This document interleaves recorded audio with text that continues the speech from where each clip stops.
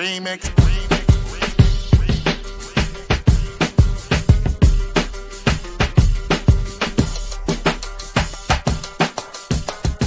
Remix. Remix. Remix.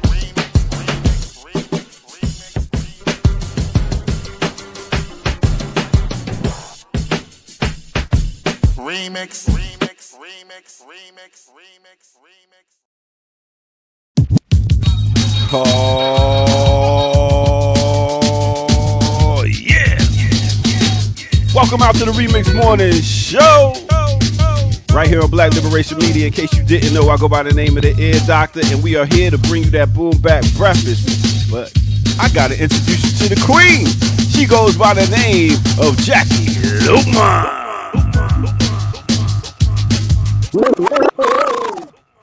Yeah.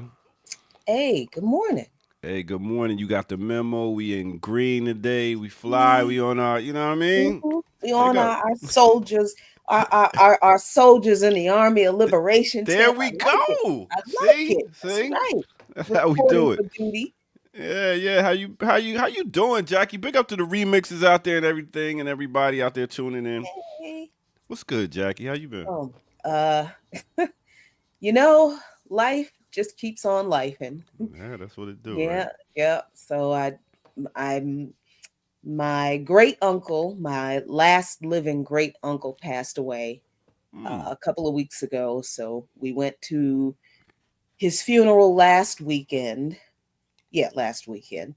So all of my maternal grandmother's generation, with the exception of one person, they're all gone now. So, and she is 98, who's my great uncle Calvin's wife.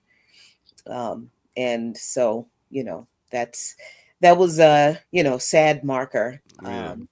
But, and then, and you know how we do, how, I don't know if you folks in the North do things the way we folks in the South. My parents are from Alabama and Texas, but continue. Okay, so you understand. You know how it is, like weddings and funerals. Yeah, all the secrets come out. I was about to say, how was the repast? The repast is before, or that's the one after? After. Yeah, okay. Yeah. Yeah. So that was an interesting. That was an interesting week. That was finding out all of the things that the grown-ups kept from the children, because I grew up in a generation where children, particularly in the South, children are to seen and not heard. Exactly. And we would get half of the story of stuff that folks did. But Jackie, can I tell you who connecting it? But yeah, it's been a mess. Jackie, can I tell you who's seen and heard? Who? Kim Brown. Hey, that's right. Hey, good morning. What's good? Morning. Everybody feeling happy Indigenous Celebration Eve. Sure. Anti-pilgrim. Say sure. Yop off the colonizer's head day. Yes. Chop. All right. Yes. Big up, everybody. Good to see everybody. So Jackie was telling us her story. So first, you had one of your people made a transition. And I'm sorry to hear that, Jackie. Yeah. Yep. And then you were saying, uncle. Yeah. What else was going on? Yeah, and then Monday, one of my aunts had a pretty serious surgery. She had to have a valve replaced in her heart, so she had to have an open heart surgery. And so that happened Monday, and she's doing well. It's been a very, very, and with other stuff going on that I still can't tell you about yet. Okay. It's been a pretty stressful, damn month. You remember when we was young and we couldn't wait to get old? Now, if I could go back and tell that little child to calm the hell down, calm down and enjoy this lack of any responsibility. Yeah. Oh my goodness. No bills. Enjoy taking that trash out. Shut up. That's all you got to do. Wash them dishes. Be quiet. Oh man. No, I'm- adulting is 100% garbage. It doesn't matter like how deep into adulting you are. Adulting doesn't become funner. You know what I'm saying? It doesn't. You wake up Mm-mm. sore, like, what the hell? Why? Like today, my legs, I can feel my legs when I get up off the bed. Yesterday, I couldn't. It's crazy. You sit on the toilet too long, your legs go to sleep, then you try to get up. Oh, with your legs, they go to sleep. It's not. That shit is the worst. Cause you have your elbows like this, and you on your phone probably, and next thing you know, the blood circulation is cut off. Your legs is Like, like, why is oh, my foot asleep? I'm just sitting down. I can't feel my booty. Oh wait, and I realized, oh, I've been here for 25 minutes. Oh, okay. Mm-hmm. Yeah. So Kim, how was your live yesterday? It was good. Yeah. Yeah, it was good. Shout out to the Fire Fam. I'm telling you, we got to get Black Liberation Media. You got to be able to send the live stream vertical because it absolutely increases the number of people that come to check out the live. So that it's really helped my live numbers a lot. So that's something we should consider. Live stream vertical. Okay. Yeah, you got to send it in the vertical format. See if I can do my research and figure that one out. Well, StreamYard lets you do it in the back end. You can send a horizontal stream and a vertical stream, but you got to figure that out, Kimasabi. I got it. So yeah, we started the show today a little late. You know, you gotta think when you're dealing with ladies, you're gonna be a little late. What? So we got Erica Kane also coming up here a little later too. It was not. I always plan whenever I'm going out with it. When you're dealing with the ladies, as though Kamau doesn't come on this joint late every time. As a matter of fact, where he has an excuse. He has an excuse. Dropping kids off. But don't we have excuses? But I get out of bed like ladies. this. Hold on, our excuse is that we're ladies because you deal with the ladies. You know the ladies is going to show up. Yeah, because I wake up Mal like this. gets to show up late because he has an excuse, but we show up late because we're ladies. Because you got to get your hair, your face right. You are missing. Literally, when you got on screen, Jackie, you was working on your face. I was literally putting lip gloss. That's what I'm saying. Y'all, I ain't got to do that. On your face. Did you wake up with them glasses on? Did you wake up? I mean, it's like, bam, I'm here. Did you wake up with your clothes on? Did you wake up with your head that shiny? Yes. You probably did. Yeah, actually, I think you probably did on that. I mean, y'all are allowed this time. That's why I always plan ahead whenever I'm dealing with sisters. Like, be ready at 8:45, even though we ain't got to be there till 9. But isn't that black people as a whole? Yeah, you're right about that. Yeah. And y'all color people. Indigenous people too, apparently. Y'all color people, boy. Y'all time. I listen. Like from what I understand, continental Africans, time. What is the time? Right. The time is when does a party start? When the sun go down. What time is that? When the sun go down. I don't know what time it is. So, I mean, I appreciate, we have to disregard this colonial construct of time and punctuality. God. You know what I'm saying? That is the white man's shit, okay? What you was watching? I'm going to get you, sucker, or something? Get out of here. Listen, on that now. On it. Should be. We don't adhere to white folks' standards of professionalism. Nigga, they ain't professionals. What about universal time? What's that, baby? That's just respecting my time and yours. That's what I'm talking about. You're hilarious. Anyway, Respect so boy. we got a great show. Capitalist. Oh. which is absolutely why I don't respect you. Oh man, I'm so far from a capitalist. I just capitalize off moments. That's all. Hey, but just capitalize off the moment. Oh, you don't have a DJ? Last minute? How much? Anyway, let me stop. You're very skilled. I hope you are. I mean, you better be charging these people. I'm talking about. You better be knocking white folks in the head to come spend your day bar mitzvah. You know what I'm saying? Somebody tried to offer me the DJ event yesterday, 5 hours for $200. I was like, Nigga, what? I know that ain't even $50 an hour. Stop playing. I'm doing math. Oh, excuse me, my bad. But 5 hours for 200, that sounds like a lot. That sounds like a lot of time versus compensation. Yeah, that's Negress. Don't get me started. I always like that y'all call, instead of calling the woman negress. I like that.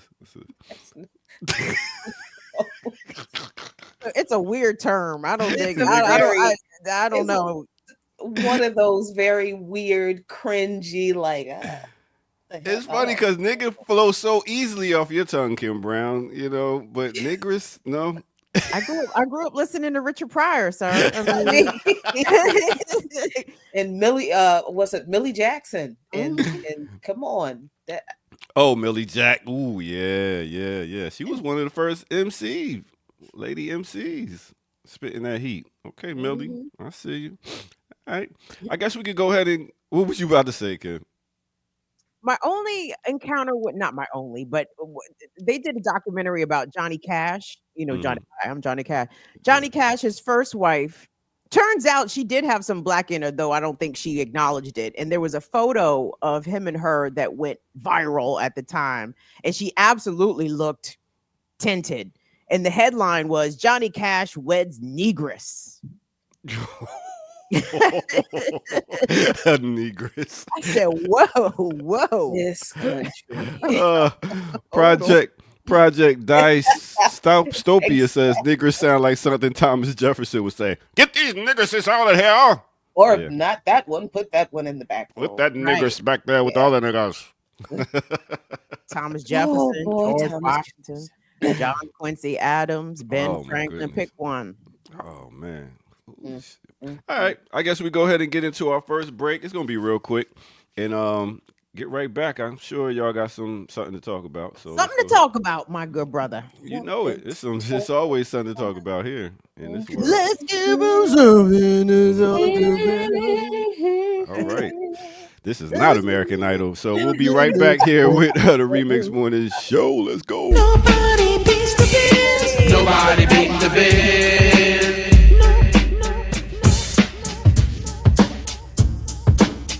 Yeah. What's good, everybody? Welcome out. This is the Remix Morning Show. Please hit that like button, subscribe if you're new to the channel. Go to patreon.com, become a member over there, get footage that's rare, and share like you care. Also, go to patreon.com. Did I say it already? Yeah. Well, go there and become a member, and you will see at the bottom of the screen blkliberationmedia.org, where you could go to donate. Go ahead and donate over there. We are demonetized because they said the realness that y'all bring, we can't pay for that. So y'all are helping to make sure we stay around and make this thing happen. All right, boom. As you heard in the background, coming into the intro, we had another pioneer in hip hop make their transition. Who am I talking about? No other than my man, TJ Swan. Not MC Shan down at the bottom, but at the top, TJ Swan. TJ Swan also known as St. Theron Grant, straight out of Long Island, also the Bronx. He was the guy wearing his shiny silk shirts and designer Bally shoes.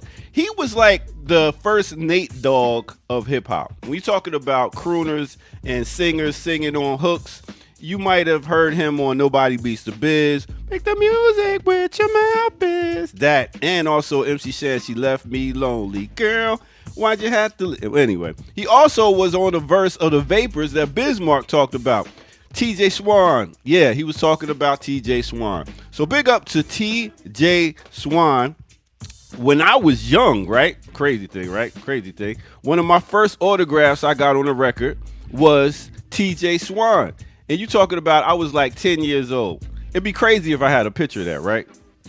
Well, guess what, y'all? I do. Me, 10 years old with the troop hat on. TJ Swan backstage at the Trenton War Memorial Building at the concert with him and MC Shan tore it down. Big up to my sister for getting me backstage for that. Yes, and big up to TJ Swan. With that said, let's go ahead and get back to our sisters on the Remix Morning Show. Let's go. Nobody beats the biz. Come on. Nobody beats the biz. Nobody beats the biz.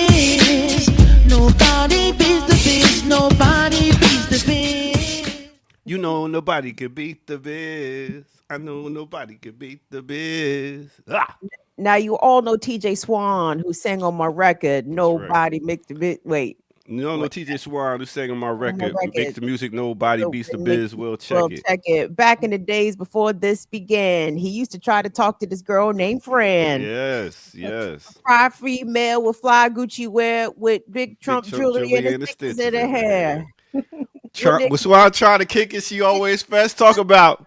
Nigga, please, you work for UPS. Yes, one of the biggest and best lines from that song. Yo, Yes, on TJ Swan talking about him. So big Man, up to TJ The Swan. Vapors is such a wonderful storytelling song. Like everybody, Big Daddy Kane got a story. You know what I'm saying? Yeah, Like, and Cool V. you all know TJ Swan, who sang on my record. Oh man, rest in peace to Yeah. TJ Swan. Yeah, man. One of my first autographs. First person I met was LL Cool J, and then it was TJ Swan and MC Shan. Oh wow. Heavy hitters, heavy Yeah, hitters. back in the day, I wasn't even at double digits when I met LL. Crazy. How old was TJ Swan? Do we know? How old is TJ Swan? He was 57 when he made his transition. Son? Oh wow. I'm sorry. Everybody in their 50s. This is Crazy. yeah. That's yeah. crazy. I'm 57. That's crazy. You 57? Yeah. Are Just you? turned 57. Yes. Oh wow, I didn't know that. Looking Yeah. good there, Jackie. I thought you was still the double nickel out this joint. Oh. I thought you was in your 40s No. plus. Almost 60. You know, I not Arthritis to prove is it? No, I'm just kidding. I mean, they don't have to, and I understand when people transition prematurely. Like sometimes, you know, the family doesn't always like to disclose what took them out. But we've had way too many folks depart here in their 50s. You know, we don't know what happened. I think, you know, if it's the big CC.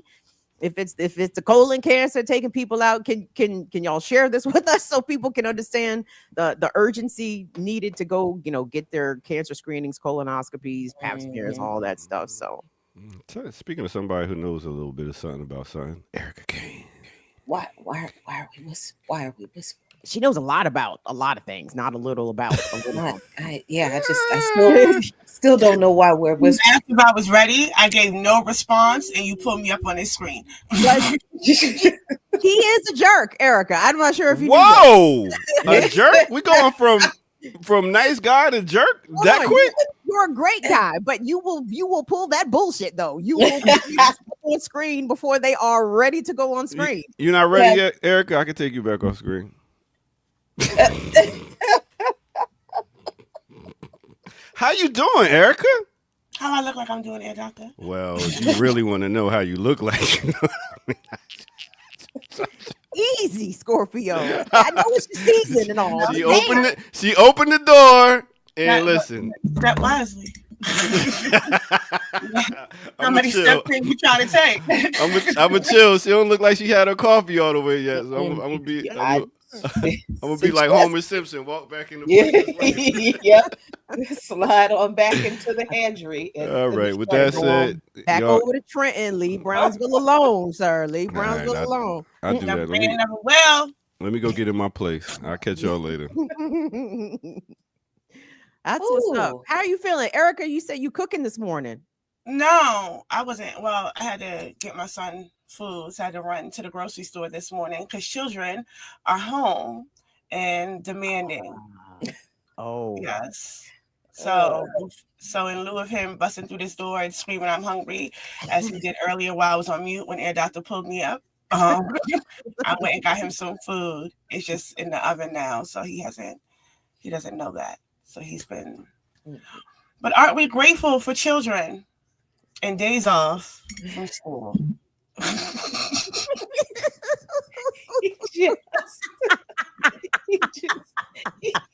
he just won't do right. as the child-free women cackle. Gah, gah, gah. Yeah, I'm trying not to. I'm just, for once in my life, I'm just gonna be like, shh, shh, shh. You don't have Listen. anything to add to this. Shh. I appreciate you being responsible, mom, feeding the kids. A lot of people be like, "Go in there, get you some Pop Tarts. Leave me alone." I mean, if we had some, that's what I would have did, but it's really nothing here. We supposed to do the grocery shopping yesterday. I ain't feel like driving to the store. Well, you know, that's what happens sometimes. It's too far. It's too far. Too far. But let us not get too far. Let's go ahead and two-step into the news. Oh, Have you got something?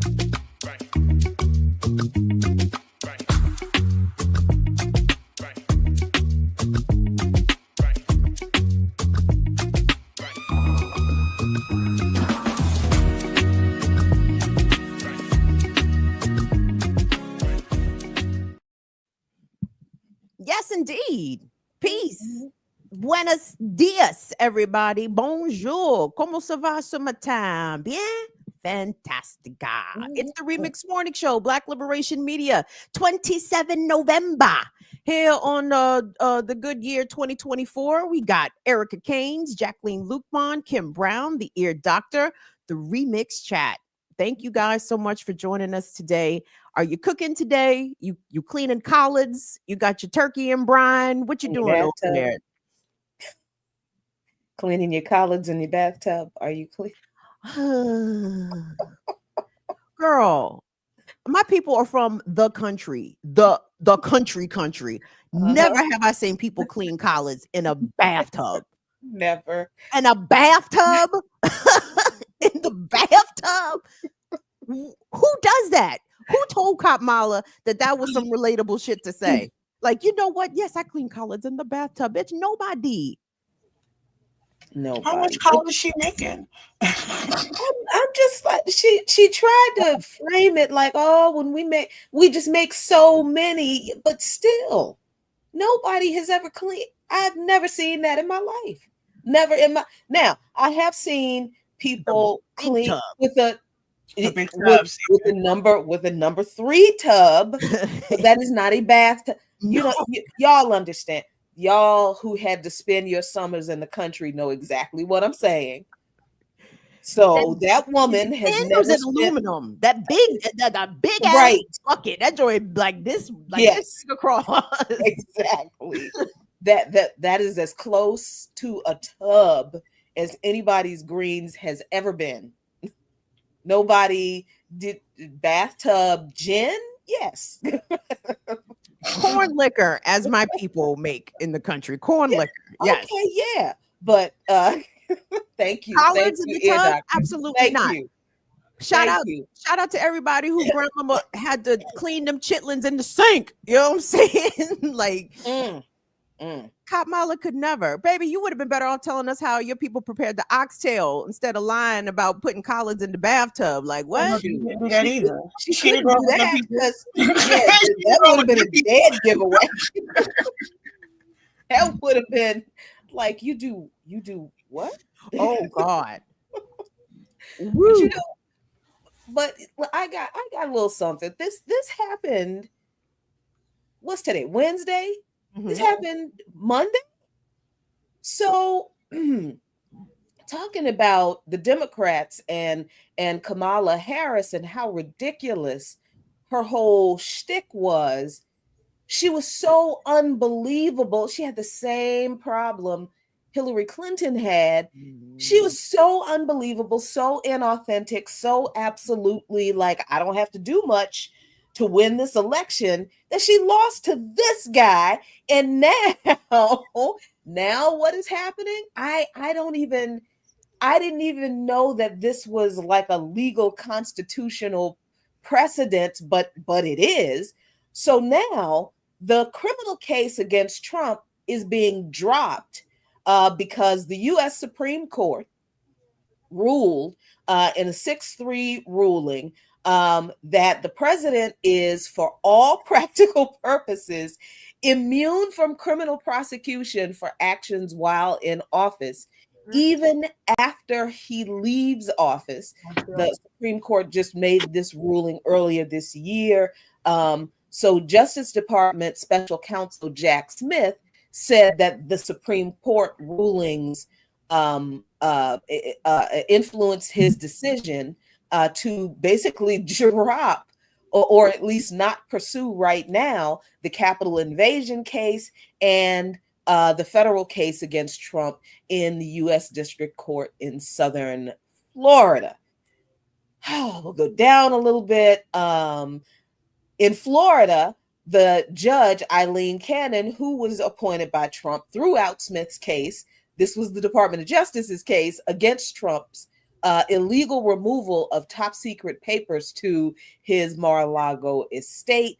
The judge said that Smith was illegally appointed. Smith's office appealed her ruling. The Justice Department is going to drop that appeal too. And then a justice in New York who has been impacted by all of this because his ruling in New York was where a lot of these cases came from, said that they're saying that the high court's impact on his sentencing decision in the hush money felonies case, he's still trying to keep that case alive.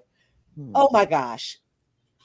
The whole, aside from like still asking what legal case, what case could they have made and made it stick? You know what I mean? Not saying that Trump should not have been prosecuted. I'm looking at the things the Democrats tried to prosecute him for, and it's like, okay, but I get it, but you don't have any. Where's the proof of that? And we had been saying that all throughout 2020. Throughout the 2020 election, the last 4 years, what are the Democrats doing? Why didn't they go after him for what's the emoluments clause? There was evidence of that, but all this other stuff. So now it's just like they all have to eat crow. Mm-hmm. And it's like Jack Smith has to do this big old press conference where he's clearly pissed off because he has to announce that he's not pursuing these cases against Trump. But Trump has been threatening to go after Smith once he is officially installed as president. Come on, man. This is just, to me, this is an indictment on the Democrats' whole effort to go after Trump for things that they really could not prove. It's not that I'm not saying that they shouldn't have prosecuted him for something, but if you're gonna prosecute the former president, prosecute him on things that you can actually prove, not, just throwing everything at there's that. And then, people are saying, well, this is what happens when Trump appoints all the judges. Well, guess what would have happened had the Obama administration during that 8 years made all of those recess appointments and all of these appointments to local and federal judgeships? If Obama had done that, there wouldn't have been that many vacancies for Trump to have filled in the first place. Mm-hmm. But that same conversation we had about Obama and the Supreme Court and Trump having the opportunity to install people on the Supreme Court friendly to him because of what Obama refused to do with the Supreme Court, that same discussion, that same explanation applies to all of these other lower court judges. Obama had the same opportunities. So, and of course, I think this just kind of exposes and almost puts, for me at least, puts a big old period on this, Democrats holding Trump accountable. No one is above the law. Clearly, that's not true. Democrats aren't holding anybody anywhere for anything. And yeah, they are above the law. If y'all didn't understand that before now, surprise? What, It's just very funny that, Kamala and the DNC, their whole spiel was, we have to protect democracy. Trump is fascism. But when they lose the election, oh well, let's make sure we have everything in order. Let's make sure all the he's not facing no more charges. Let's make sure his transitions, make sure he has the keys to the White House and he can get in. He got the proper code and everything, so he can dismantle democracy. It's like, wow, I thought y'all was fighting. Where's the fight? The fight's over. Very nice. The thing about the Jack Smith charges is that I think he's asking them to be dismissed with prejudice. So when Trump leaves office in 2029, these charges could potentially be reinstated, though Jack Smith will probably be way long gone from the Department of Justice. He's and retiring. Right. Who will be around to rebring these charges against Trump in 4 years when he's what, 83 or something like that. So look at how the system is bending to the will of this person. And it's not shocking. It's not surprising. It's just very interesting to watch and to see it happen from all levels of the government, right? Mm-hmm. I don't know necessarily if it's a point of bending to the will, because I think of it in terms of how we seen the impeachment play out, right? They had no leg to stand on then either. Mm-hmm. But they pushed that because a lot of what they were trying to do was expose that Trump threatening Zelensky and things like that. But the U.S. was actually engaged in a coup. The U.S. Biden at the time was still good friends with the neo-Nazi that helped organize that coup, because he's been seen in a plethora of pictures here in the U.S. and D.C. with Biden when Biden was vice president and thereafter.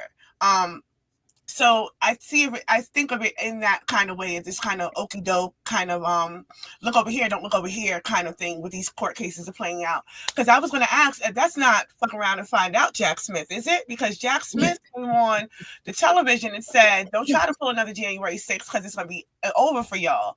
And to see that there was nothing that has really, even for the people who participated in that, what did they get, slapped on the hands? There was nobody that really got any real significant jail time or any real significant charges. I think there's a couple court cases still pending. Except for Enrique Tarrio. Yeah, but presumably they'll be dropped based on what just happened to Trump. So, and then I think also the strategy of going after Trump was what we see play out with this strategy for the campaign, which is let's put Liz Cheney in the front and let's get all the, let's line up all the Republicans and show that we have a Republican stronghold force here that's anti-Trump. And this is the base that we need to be building. And you see that they stuck with that as a strategy, which is why they were parading Liz Cheney around, because people needed to identify Liz Cheney with that, with the process and with this trial and with Liz Cheney going after Trump to show that we are a force that will combat or go after Trump, because that was the entire campaign. The campaign was not about anything significant other than we need to stop this man. Mm-hmm. So they aligned everyone up that they thought would or could or had potential to seem like they would to sway votership in one way or the other. But what we see playing out, as we're saying we need to defend this nation against fascism, the amount of money that they're attempting to send to Ukraine in this last final hour, the amount of money still being sent to Israel, the bucking at the ICC, the threatening of the ICC in the Hague, bipartisanly, that's coming from Republicans and Democrats that's saying if Netanyahu gets arrested, then we're going after the Hague. Who on the Democratic side said that? I heard Lindsey Graham threaten I sanctions. know Tom Cotton said it. Lindsey Graham. There was someone on MSNBC yesterday, I can't remember his name, that was saying how ridiculous the whole thing was. So they don't legitimize it. Kamala Harris made a statement about the ICC. So has Joe Biden, equally condemning, which is funny because when Trump sanctioned the ICC, right, over the Afghanistan charges, right, and he sanctioned not just the ICC but their family members as well. Blinken, when he came into office, when Biden came into office, Blinken said, "This is not the relationship we want to have with the ICC. We want to be able to respect the ICC." And here we are, 4 years later, and they're all saying, "Fuck the ICC. We ain't listening to that shit. They can't tell us nothing."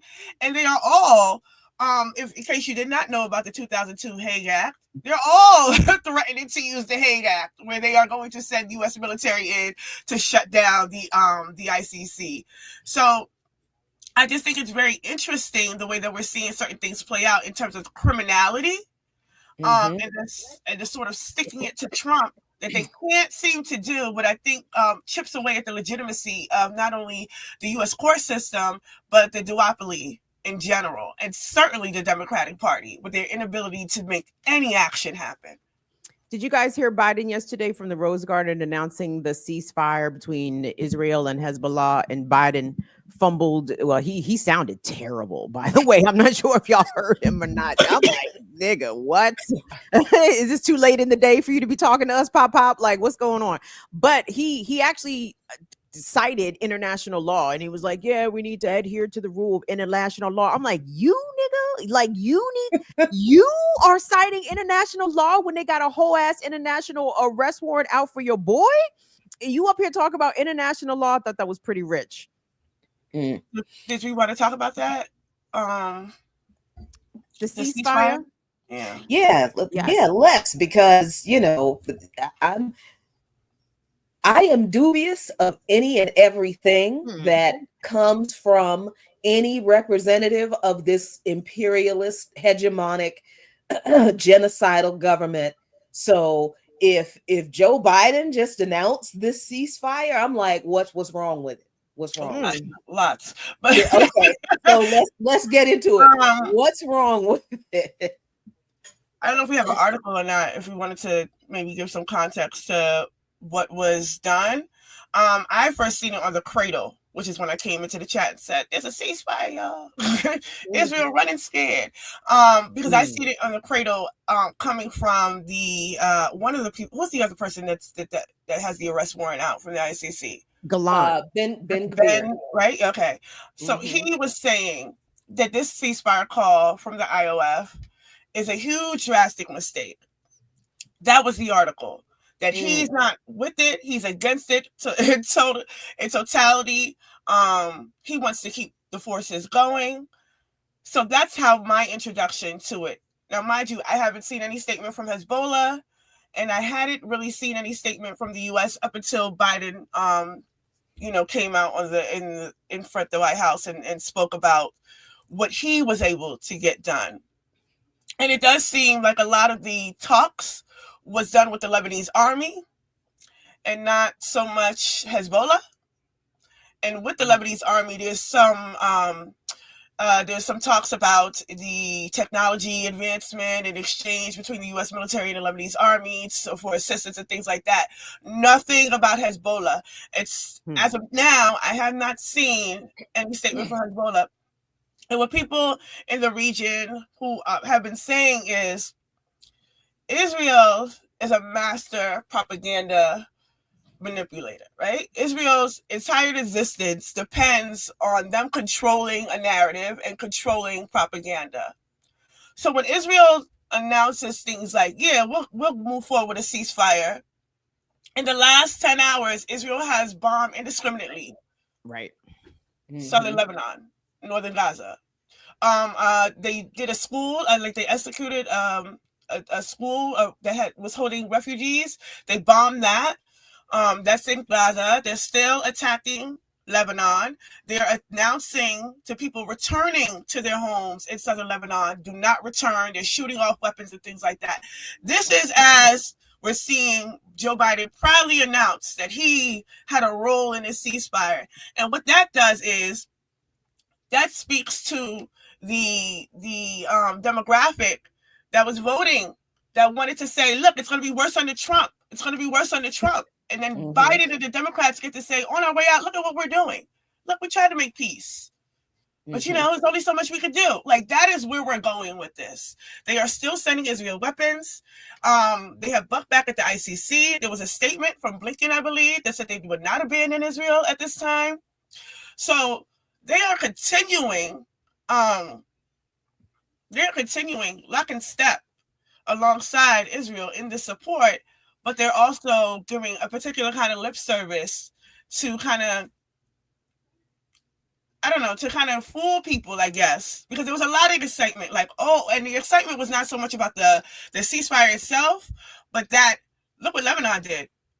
they can't handle Lebanon on the ground. Lebanon forced that, right? So there was a lot of chatter about that, and not so much like what the ceasefire was going to do. But when you peel back some of those layers about what they're actually talking about, and even what Biden has said himself, it's not actually it's 60 days. So what's going to happen in these 60 days? Israel's going to bomb as much as they can and attack as much as they can until they're forced to stop. So yeah. Yeah, this whole thing, when we look at, and I just want to share a little bit of, I'm not sure which article you were talking about, but I just want to share the results of the search that I did on the Cradle website for the word ceasefire. And if you read just the first page in kind of chronological order, you see how the ceasefire came to be, basically. And this is just the first page. There are way more pages for all of this, but this was on the 15th. This starts with Lebanon was blackmailed by the U.S.-Israel ceasefire proposal, accept or we escalate, but this was on the 15th. So what was the response to that? That proposal that was a clear end around by the U.S. and Israel to trick Lebanon into some BS. What was the response to that? Hezbollah bombed the shit out of Israel. That's what was the response when it was like, you know what? No, we're done. We're done playing with you people. Hezbollah rockets rain down on Israel as U.S. envoy arrives in Beirut for ceasefire talks. The next article on the 20th, fire with fire, escalation meets retaliation. As Israel holds out on a ceasefire. Oh, don't want to do this. Okay. All right, fine. We will keep bombing the shit out of you until you leave us alone. Because we're not going to stop defending ourselves and defending our brothers and sisters in Palestine. Right? So this was the vote on the fourth vote by the US against the UN Security Council resolution for Gaza. The US voted against it for the fourth time. Ben-Gvir and his racist bull. France ready to announce Israel-Lebanon ceasefire dispute outstanding issues. Anger sweeps northern Israel over potential Lebanon ceasefire. These crazy people want total surrender. They do not understand. They don't understand Hezbollah. They don't understand the resistance at all. They understand them rockets flying over their head. They get it now. November 26th, Hamas welcomes potential Lebanon ceasefire, saying Hezbollah stood by Palestine. 26th, Netanyahu announces ceasefires, airstrikes pummel Beirut. The 27th, Lebanon's displaced return home as ceasefire with Israel takes effect. So in that way, you kind of see almost the chronology of how the ceasefire came to be, all the little steps along the way, the stupid, they're not mistakes. I cannot call what the U.S. does when they craft these insulting kind of agreements, accords with these people. Because the U.S. and Israel never drafted anything that was beneficial to Hezbollah, but beneficial to Lebanon, certainly not beneficial to the Palestinians. So, of course, any proposal that they came with was you knew Lebanon was going to be like, no, we're going to make our point, and you're not going to do this. We're going to end this. And don't forget, like before Hassan Nasrallah was murdered, right? Like there was came right after some ceasefire agreements, right? Like he had returned to Lebanon with the expectation that there was a ceasefire agreement in place, and then he was assassinated. Has Hezbollah released a statement confirming that they have agreed to this ceasefire? Because Joe Biden and the Israeli niggas cannot be trusted. Like they will get on mics and say anything. Has Hezbollah said that we signed on to this? No, they have not. So until Hezbollah says we accept this ceasefire agreement. This is all just wonderful conjecture and an exercise in pointing out the hypocrisy of U.S. officials, Democrat or Republican, whenever they say, "Oh, we're happy to announce a ceasefire deal." Anytime the U.S. government announces a ceasefire, it's a trick. It is not beneficial to the people on the ground. If the U.S. are the ones who are out front announcing a ceasefire, I'm very skeptical of it. And like we said, unless we hear from Hezbollah, this is acceptable and we will adhere to it. I remain skeptical about whether this is actually, and I mean, like we just observed, Israel is still bombing the shit out of Lebanon. While what's his face is talking about a ceasefire. What ceasefire? When has the ceasefire happened? Either you have one or you don't. And since Israel is still dropping bombs, they don't. Yeah. And then when you think about, I think Russia has agreed for Syrian forces to use weapons. I think there's a weapons deal. The DPRK has been assisting Iran. So what I think is occurring, and I see somebody mentioned in the chat, is that this is a point in time for them to re-up. As you recall, in these last weeks out, they're trying to rush as much money out to sustain these wars as long as possible, because Trump is coming in saying that he's going to stop the proxy war in Ukraine. He's going to stop funding certain things. So they're trying to get the last bit of money out so they can be certain that things still happen as they need to up until a point. I think that a lot of the issues with a lot of these conversations about the duopoly is that the more we discuss it, the more people seem to pigeonhole themselves in these sort of binaries, right? Because they only think in terms of presidential years. Black Liberation Media did not exist when Trump was president, right? So anything that any one of us would have said during Trump's presidency and all the criticism that is recorded on Communist and Black Liberation Media and on By Any Means Necessary and some of those archives that still exist, you can hear those criticisms of the Trump administration, because we criticize the administrations. Plural. We understand the Republicans and the Democrats are moving in tandem. And the point of talking about what this administration is doing in the tail end, when they could be codifying Roe, establishing safety nets. What they are doing instead is making things easier to leave us into a global catastrophe when they hand that baton off to the man who they have spent the last how many years telling us is the ultimate evil, is the ultimate fascist. And they are just giving things to him, right?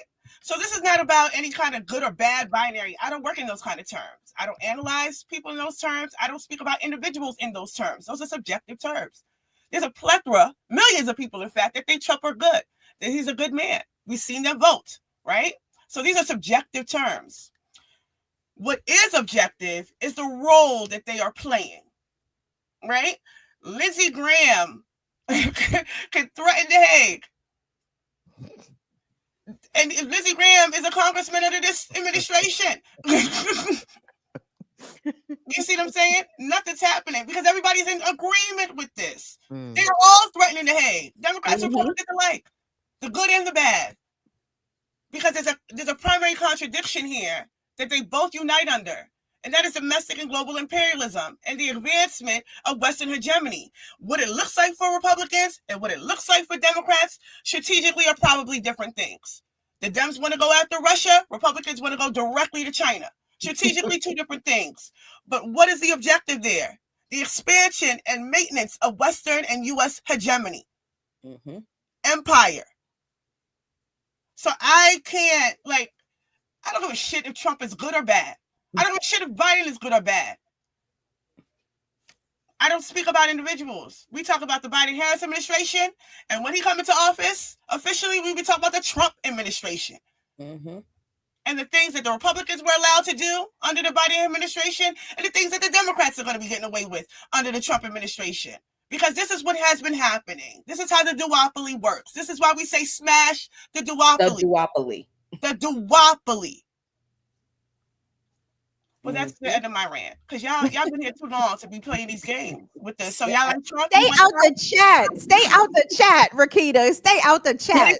It's not even just the chat, though.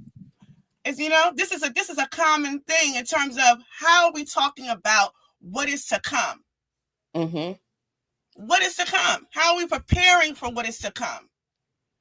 And I think, there's a legitimate fear, obviously. And there's also a fear that has been propagandized. Mm-hmm. Because when people talk about, Trump's going to come into office and punish and get all these people back, but he also threatened to do that in 2016. Hillary ain't never go to jail. Right. What Democrat did he ever lock up? These are things we have to wait and see.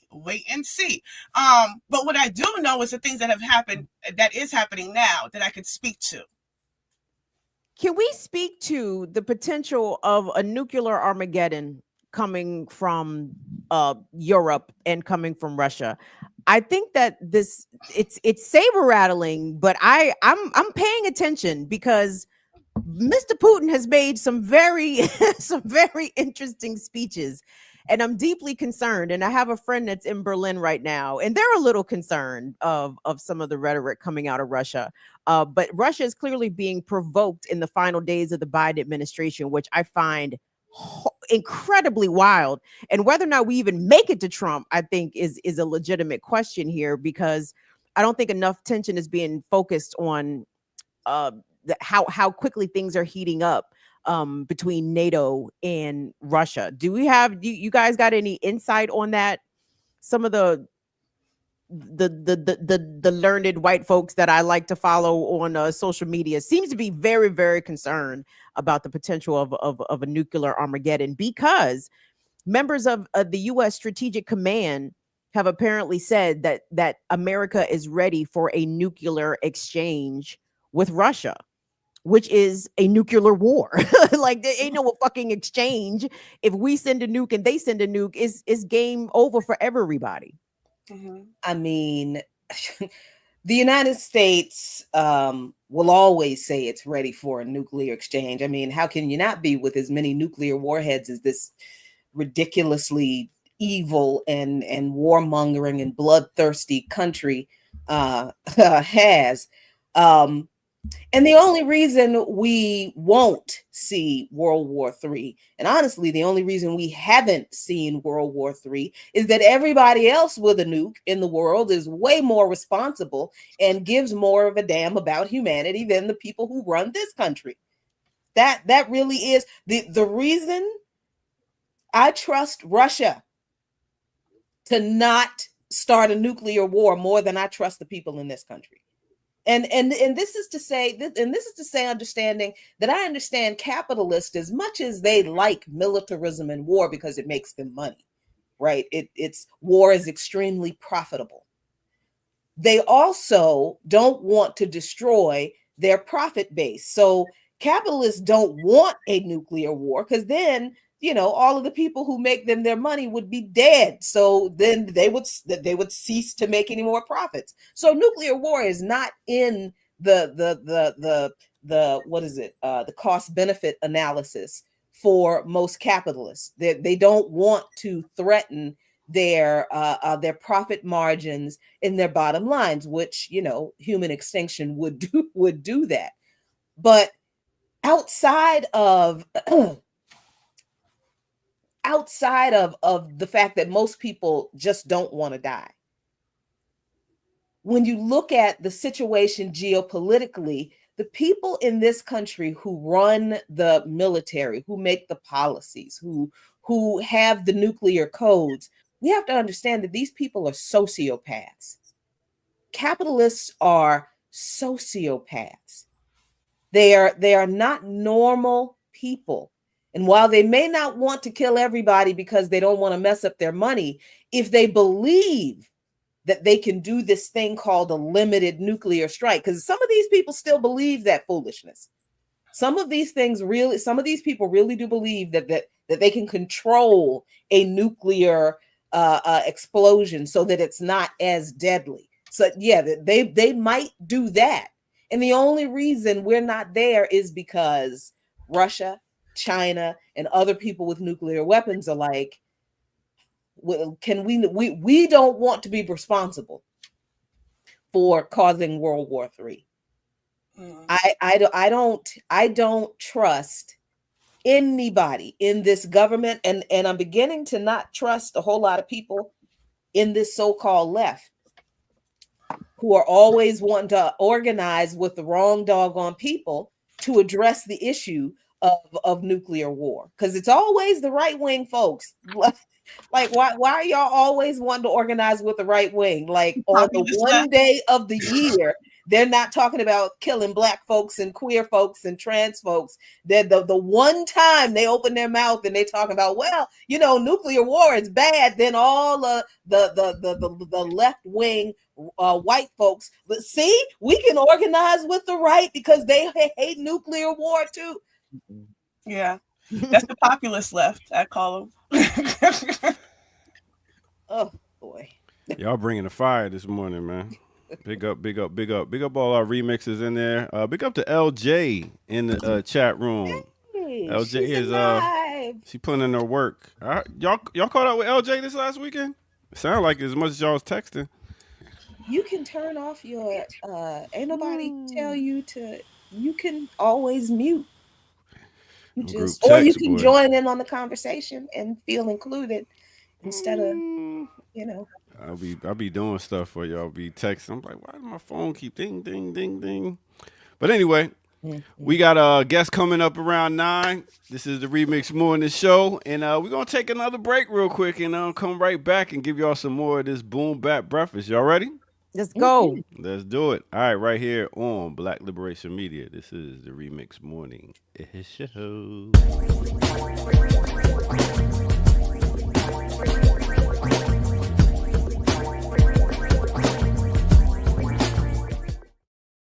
Let's do a remix on a remix.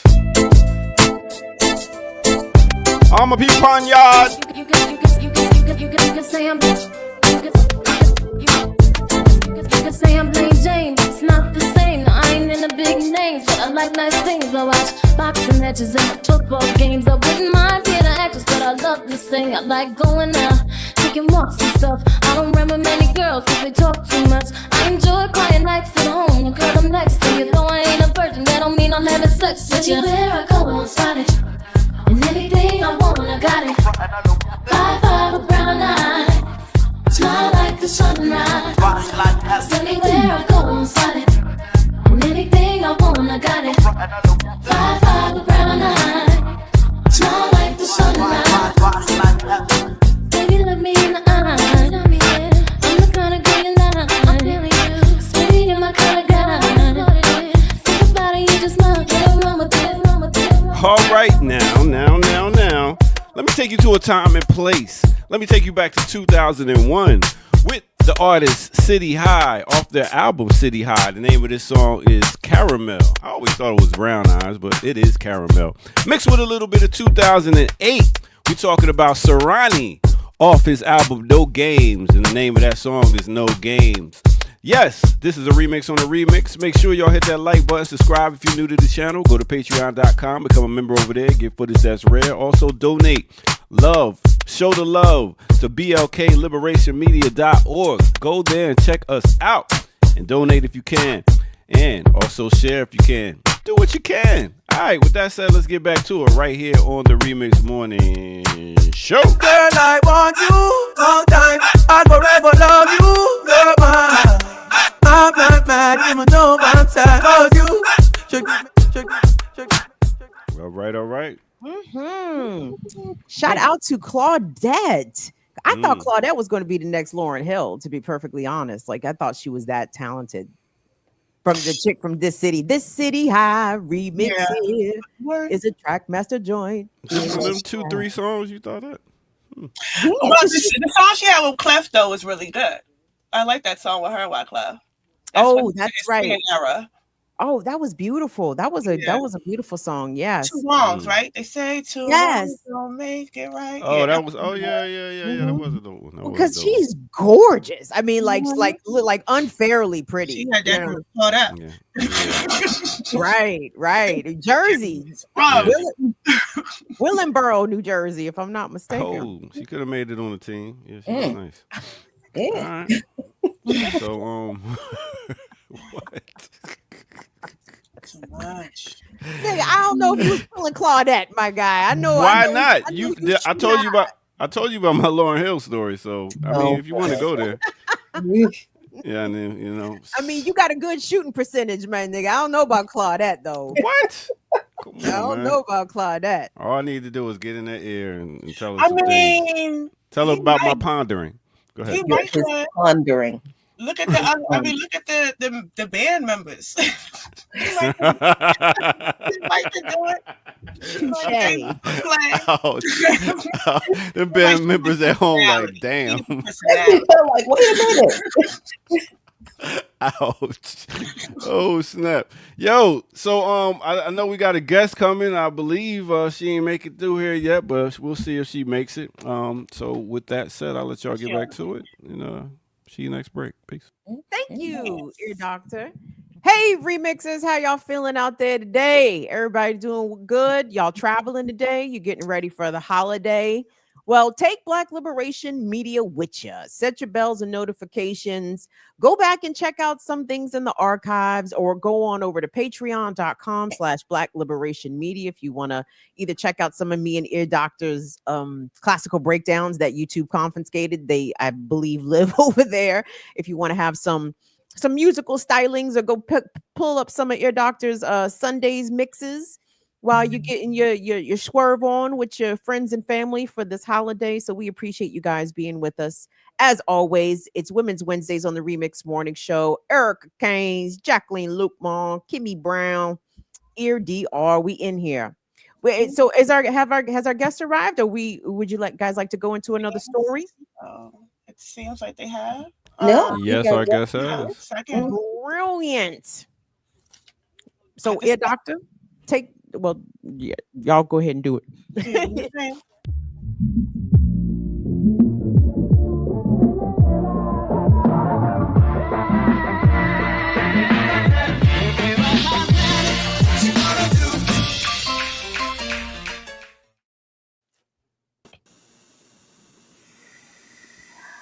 Hi, y'all. We are here with the lovely Claudia O'Brien Moscasco, who is another co-coordinator of the Haiti Americas team. They are also a leading member of the Zone of Peace campaign currently, and they are independent journalists. You can find a lot of their articles on Black Agenda Report and Hood Communists. And I think RT and Red Stream as well. You did that fantastic interview with Che Guevara's daughter recently when you were in Brazil. So I wanted to have you on. I wanted you to come on and talk about your time in Brazil, why you were there, a bit about the G20, some of the things that were taken away, and ultimately, I've been trying to get you on here for weeks to discuss Europe. Yeah. Yes. Go ahead, take it away. Yeah. Well, thanks, folks, for having me on. And yeah, so back home in Peru, in Lima. Last time I was on, I was also based here, and I try to come back and forth every year or so for a few months at a time. So this time, yeah, I'm here back home, hanging out with family, but then also continuing to follow what's happening, not just in Peru, right? We're coming up in 2 weeks on a 2-year anniversary of the coup against democratically elected Pedro Castillo. He's still behind bars, still, it's what they call preventative detention, right? So he hasn't even been charged, is not able to see his lawyers, a whole host of, literally abuses, right? They've denied him sunlight, going outside. In the beginning, there were allegations of poisoning his food. But part of the reason that I'm back home is to continue that, following that, and then also the people's response back, right? The struggle that lately has been obviously around the coup and getting rid of Boluarte, right? The coup leader who was Castillo's vice president. And then after the parliamentary coup was installed as coup leader. There was just last week, actually, or maybe 2 weeks ago now, there was the APEC here. And it was around this, and it was at the same time that the G20 was happening as I was in Rio. But here, APEC, so APEC is the Asia Pacific Economic Cooperation Bloc. I forget exactly how many countries it is, but in the dozens, I think. And countries were here, or government leaders were here, including Biden, including Xi Jinping, and Boric and other heads of state coming to not just discuss economic cooperation, but specifically Xi Jinping was here to open up and debut the new Chancay port, which is one of the projects under the Belt and Road Initiative that Peru has signed on to, and this was even before the coup. This project has been in the works for quite some time, actually, but so now it is open, and obviously Southcom, Laura Richardson, who I'm not exactly sure when she's retiring, but I'm still making comments, because there was a new person, a new head commander for Southcom announced. But anyway, she's still commenting on the fact that, China getting closer, having more infrastructure in the region is very worrisome to the U.S., particularly, and I forget exactly how she said it, but it's worrying to her that potentially China could use this port to import like military equipment, right? She's saying this straight-faced as the Pacific Ocean, all along the Pacific Ocean, there are Southcom bases being built, right? And this is right, not just in the Pacific, but in the Amazon as well, and in the Andes, especially in the mining corridor, which is what has the largest amount of mineral wealth in the country, right? And it runs through the south. They're really readying and preparing the battlefield for eventual war with China, right? So y'all were just talking about nuclear war with Russia. They, full spectrum domination doesn't stop from also readying war with China. But it was interesting to see, and watch out for my article next week in Black Agenda Report. It was interesting to see how much actually the influence of the U.S. is really going down, not just in the region, but throughout the world. And one of the ways you could see that was, one, for the photo, Biden was all the way in the back, right? And typically he's like right up front with Dina Boluarte. And it was Dina and Xi next to each other, right? So he was just kind of in the back, like bumbling like an idiot. I'm shocked he was there, actually. But then also Blinken was here to compete, infrastructure wise with China by opening up a Lima, I think it's Chorrillos to Lima train line. And they donated, which they did not, I think they're 2 or 3 year old trains from California, Caltrains, right? That California didn't need them, so I just toss them off to this lesser country that doesn't need, proper infrastructure. And so I mean, clearly does that in this way that, you're trying to compete, like, oh look, we can provide, infrastructure and investment for all this. As what the Chancay port has just done is connect Asia to Latin America. Like, it is a sea to land corridor that has just connected to the largest land masses in the world without having to go through California, which was typically the way that the routes would go, right? Because there's not enough, right? In Latin America, they would consider it not enough cargo to actually go through all the way through the Pacific Ocean, right? So typically we would go through either like Central America or California was the biggest one, right? So they just cut out all that income, right? But beyond that, China has also allowed and opened up other countries that you don't even need a visa, and many, including in Latin America, right? So they're right. The new Silk Road 2.0 is really underway, and the U.S. is not in that configuration, right? And in the G20, I was just there, as you mentioned, right?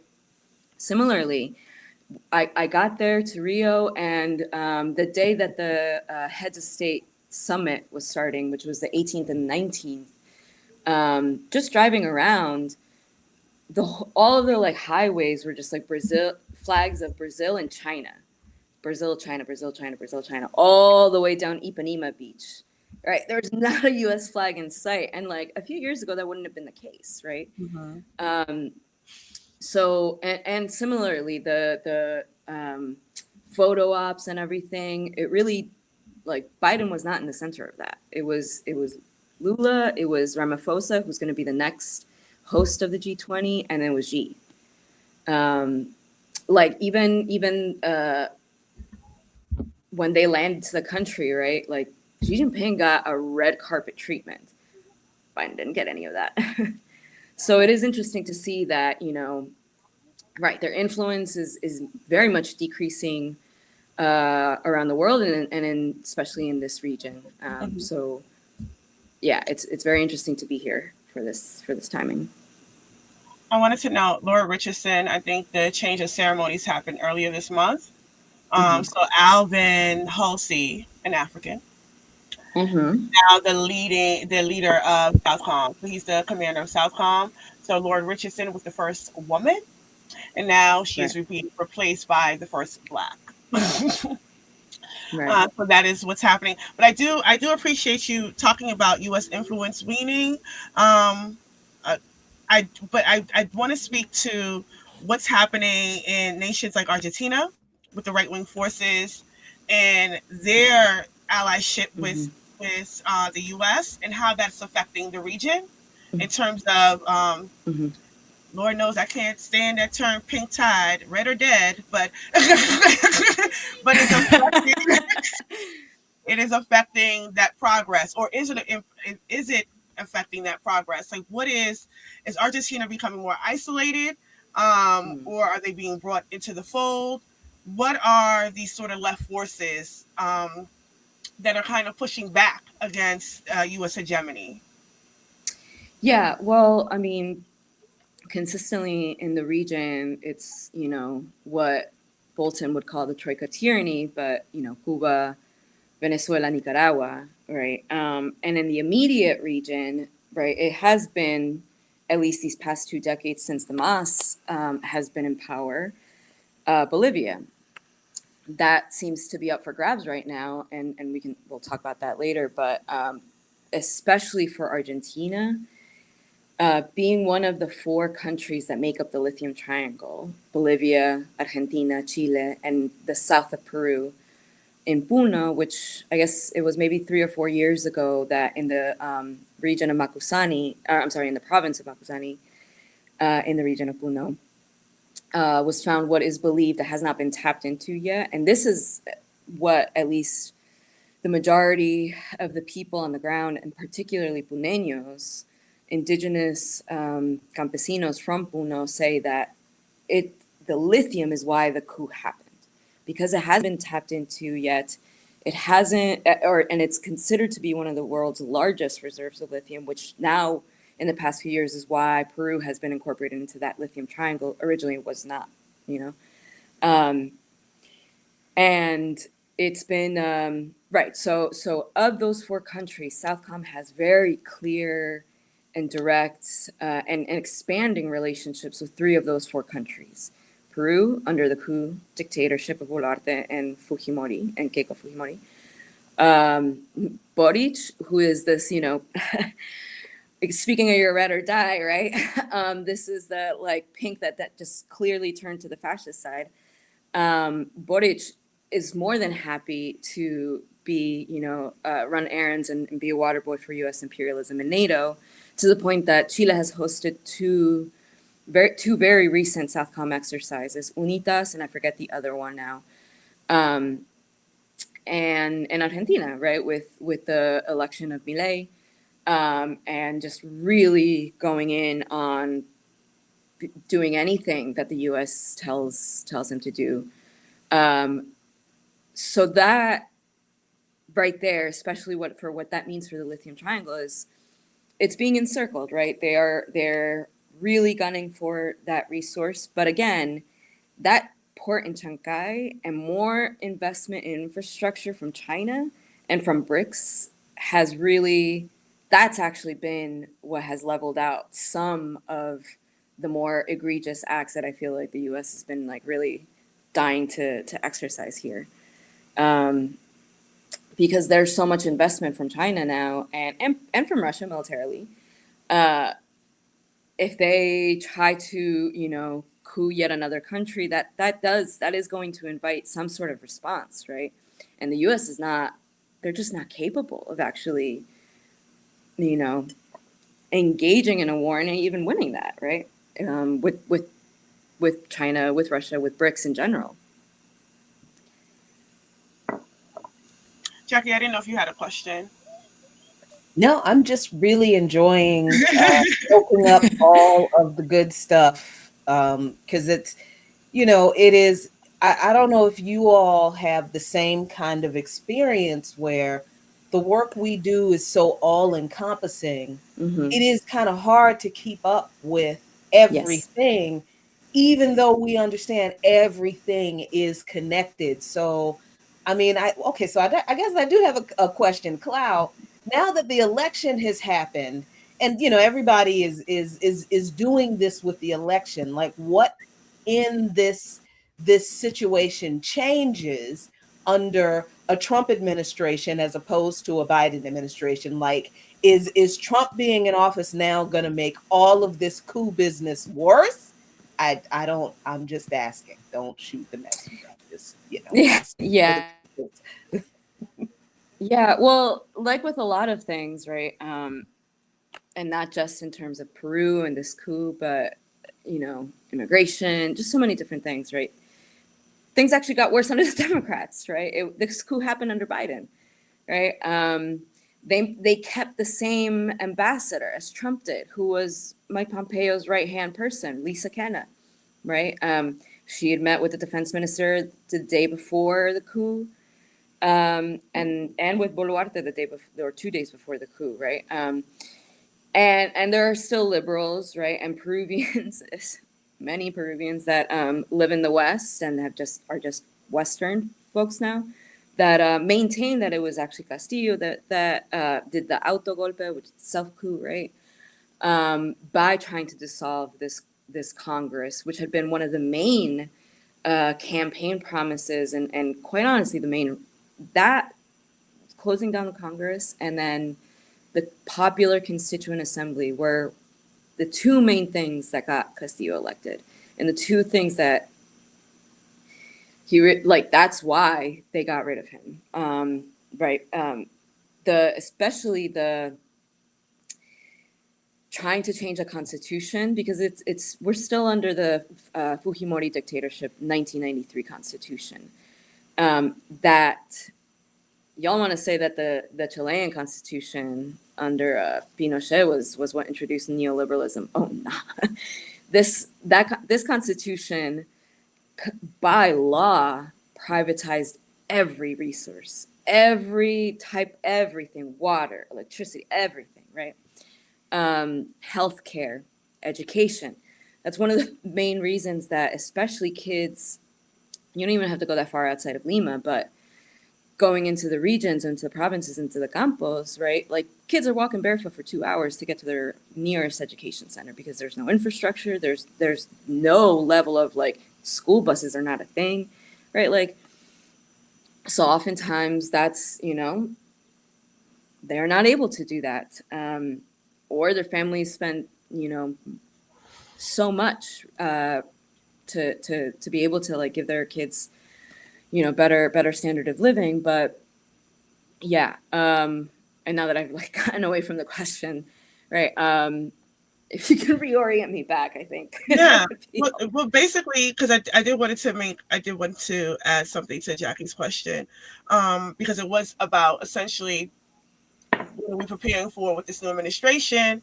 So one of the things that I think is interesting, because you said it got worse, because we are going to talk about Bolivia, because I do want to talk about Evo. I think this is a big, significant thing that's happening with Evo, especially how we understand the aftermath of the Bolivian coup and how MAS won their power, how MAS won political power. This happened in 2019, the end of 2019, I believe October 2019, when the Bolivian coup happened. So obviously Trump was still in office. And during the Bolivian coup, folks recall, because he's still being quoted, Elon Musk saying we coup wherever the hell we want to coup, right? Again, for the resources and the lithium and things like that. So hold on to that. Keep that right here. Because MAS in 2020 won their political power back. That was a political struggle that happened from neighborhood to neighborhood, village to village, town to town. They collectivized their power and they won their seat back. And we see who's in office now as a result of that. But Cloud will give some more context to that. But I say that to say, when we look at, somebody in the chat said, well, Marco Rubio coming in should really signal some red flags or ring some alarms for Latin America. And I think, personally, that is a comment made by someone who has not paid any attention the last 4 years of what Marco Rubio has been allowed to do as a congressman under the Biden-Harris administration, passing policy after policy after policy, going after Cuba, going after Nicaragua, going after Venezuela, and also inviting himself to be in conversations, what's happening in Argentina, what's happening in Peru, and what's happening in Bolivia. Mm-hmm. All with support from the Democrats, by the way. Didn't stop none of it. Didn't stop none of it. Yeah, this is bipartisan things. Nobody has pushed back. The same way we can say that Dina right now. I think it's interesting that Biden is no longer standing next to Dina because that's his girl. He is sending her. She has been invited to New York. She has been to speak at the UN. No fanfare. Like nobody says anything about that. She has been to the White House several times for closed meetings. They have plenty of deals on the table right now about privatizing the resources, which is why the U.S. has such an investment in the lawfare that occurred which is responsible for the coup. And I'm with all of that said, I think it's really important to discuss what is going to happen with that triangle, which is now a square, primarily because of the role Bolivia is playing and the internal struggles happening in Bolivia, right? When MAS won the country back, that was a big deal. And there was lots of reports about this is how you gain political power and this is the power of the vote and democracy and these kind of things. But where MAS is finding itself now, I would like for you to give some detail to, because I think it's a very significant thing that's happening that is going to have some ramifications around whether or not the pink tide or the efforts towards that can succeed. Yeah. It is one of the most unfortunate stories, I think, right now, not just for the region, but all of Nuestra America, right? Because Bolivia has been able to provide such an example. And particularly, and I say this, right, like I've spent quite a lot of time in Puno, in the south of Peru, and especially in Juliaca, which was the where the largest massacre after the coup happened on January 9th, in which 19 people were massacred in one day at the Juliaca airport. Now, whenever I go in and out of that region, if I'm flying, I go through that airport and you see the ads everywhere, USAID, right? Like ads for Southcom, right? Like they are in there, and they don't, they make it very obvious, right? But so what this, I think, as you said before, right? The comment that Elon Musk made, right? It really does actually provide a lot of the information you need to know as to what the U.S. is doing here and not just the U.S., right? It's Canada is like how many mining companies in a trench coat disguised as a country, right? Like that's what Canada is, and that like if you go to the regions around here, I'm glad I made you chuckle. You just see like Canadian flags and or you know the names of the companies of Canadian companies. So it's they're out here too, right? NATO forces, right? I spoke before about two of the Southcom joint military exercises. The last one, UNITAS 24, included all NATO countries. Like why is Germany here? Why is Japan here? Like, right? And all of the puppet governments in the region, including, you know, again, some of what are supposed to be these leftist social democratic countries, right? Like Colombia was all in those exercises. And then several weeks later, Gustavo Petro is sounding the alarms of a potential lawfare and coup attempt. I'm like, well, all right, keep playing on those exercises, right? But they're not going to stop just because you are somewhat sympathetic, especially to their military structures. So what has been going on in Bolivia the past several years at this point has been what I think up until now, up until the recent assassination attempt, and maybe even before that, I think would be justified in saying is an internal struggle. I think in recent events have made clear that there are external factors, particularly from the U.S., from Southcom and also the DEA, that are supporting what I guess would be the one side of the faction that's in power right now, which is the Arce government. So when MAS took back power in 2020, the agreement was, and Arce was finance minister under the Morales government. I forget which term now. So the agreement was that Arce would run as president, and then the following election, Evo would run. That has not happened. It seems, sorry, I'm gonna move my computer so there's no like lighting. Okay, here we go. There's what has happened since has been an internal, you know, power battle, right? Like Luis Arce does not want to give up power.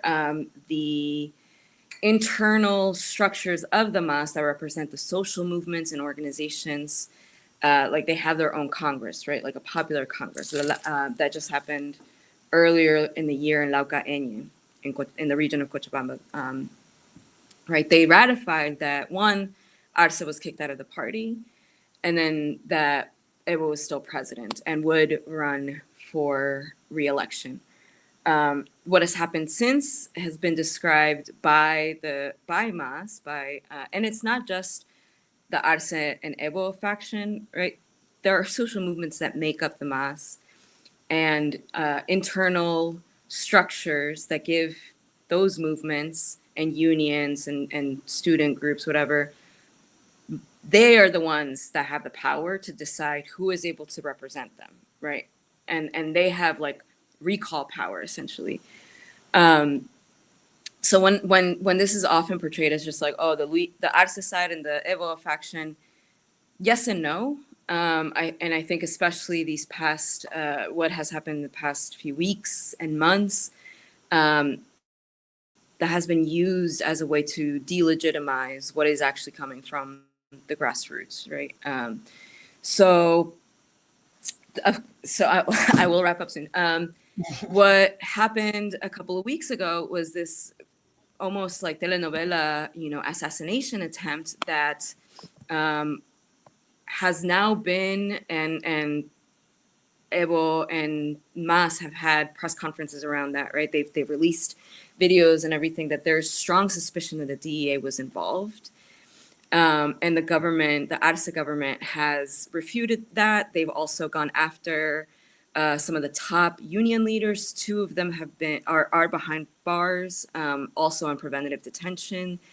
They've not been formally charged with anything. It's all out war, and it's been unfortunate because they've had multiple meetings in Cuba and in Venezuela to have some sort of agreement. And apparently the last meeting in Cuba was where everything went to, to hell. And it's horrible, again, especially because I say that here, seeing that my people have taken so much inspiration from MAS, from that change, that historic change, to see that whether it may have started out as an internal strife is now being used by US imperialism to destroy what is honestly the largest political party from the basis, from the mass, right? Movement towards socialism. So it's really sad to see. I'm not surprised because, again, Southcom is in 3 of the 4 countries and they are gunning for that last one. Plow, I appreciate you coming on and giving this informative discussion. We'll probably try to make an extended version where we could talk a little bit more. I know someone had a question in the chat about lawfare. You can go on blackallianceforpeace.com on our Haiti resource page because we have a lot of information. We actually have a fact sheet on lawfare that gives the examples of what it looked like over the years. But it is a judicial power, or using judicial powers to persecute and remove someone that has political power. So you've seen that with Lula, even though he has yet to learn his lessons, and he is still capitulating to the US and doing all their bidding. But that has happened to Lula. That is what's happening in Peru, where they're able to use the law to remove you from office, which is essentially what they tried to do with Trump. These are all avenues and examples of lawfare, right? So you can weaponize and you can use lawfare however you see fit, but the essentially what it is to do is to remove the person who is in power now and replace them. So Cloud, thank you once again. Follow Cloud's work on Black Agenda Report. Follow all of our work at the Haiti Americas team. We will be building out the U.S. NATO Out of Americas network. So look out for that, where individuals can sign on and talk more about these issues of Americas. And we are doing a lot of work to cement that what is happening in Bolivia, Peru, Chile, Argentina, Nicaragua, Haiti, Puerto Rico, not dissimilar from what's happening here to us in the U.S., especially when it's the same as the states that are involved everywhere. So thank you, Cloud. Thank you, y'all. No compromise.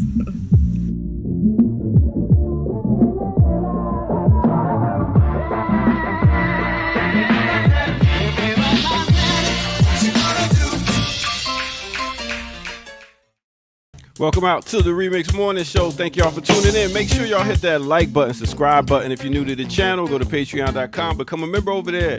And yes, we ask y'all please to donate so we can keep this thing going. Go to blkliberationmedia.org and donate right there.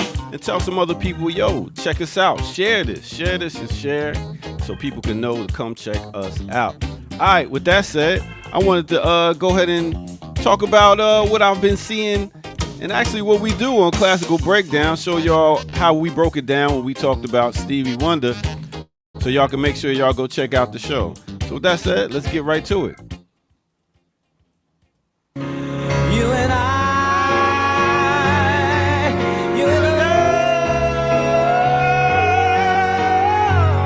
in my mind, we can conquer the world and love. You and I.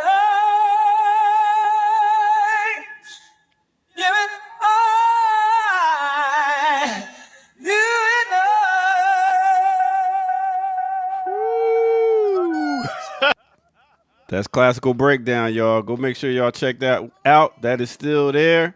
That is when we did it on Stevie Wonder. So make sure y'all check that out right here on Black Liberation Media. All right, with that said, let's get back to our crew. You know how we do. Let's go.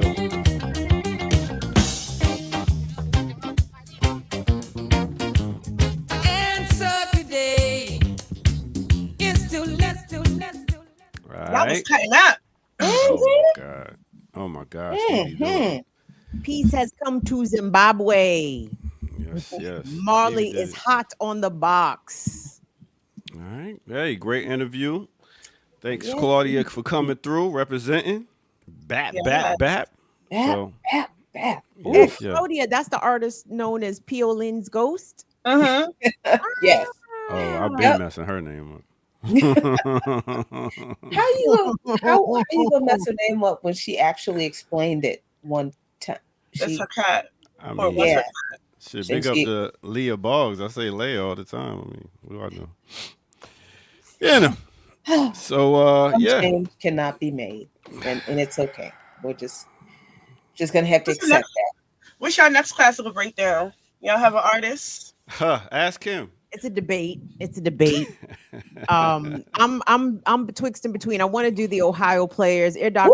Woo! The Ohio players have an hour's worth of music. I said, sir, meet me outside. I said, You said that?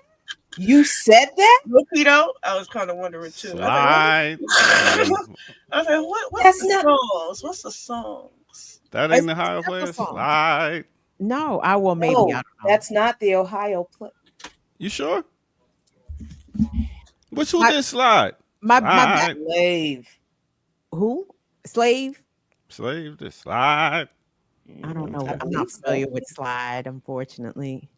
Our alternatives are I want to do women artists. So I suggested to Ear Doctor LaBelle.